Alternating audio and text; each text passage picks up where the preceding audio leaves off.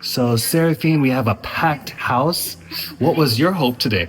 My hope for today was to equip teams with skills to navigate challenging conversations. And do you feel like that's happening today? I think so, yeah. How many of you have a hot take on an issue? There's just so many out there in our country today, and it makes it sometimes a little hard to listen because we already feel very strongly about that topic. Maybe there's some emotions, and then when we encounter someone that has a differing view, it's like our listening ears close and our mouth opens, and sometimes there's just noise. Hello, this is Dr. Jeff, and I'm headed out to a Braver Angels training. What's really cool is that an IUSD student said, you know what, I'd love my community to have these skills as well so that there could be civil discourse. My daughter learned about this organization this summer, and she really wanted to bring this message, this training. I think just by learning the LAPP skills and having partners to discuss the new skills we're learning. So I've had a chance to attend a training before where I learned the acronym LAPP, Listen, Acknowledge, Pivot, Perspective, which I'll put in the description.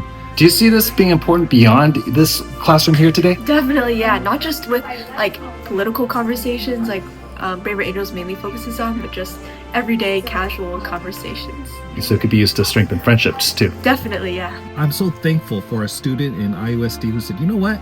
I want our young students, our high school students, adults in our community to have great listening skills so that we could be a part of this democracy and have dialogue with one another where we could mutually respect each other, not force one another's opinions on each other, but at the very least listen. So at the very least, someone could say, I listened to you.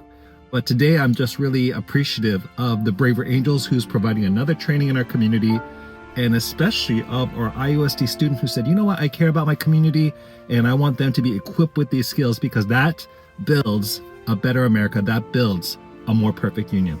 And so having skills to listen, even when we don't necessarily agree, is a part of this experiment called democracy.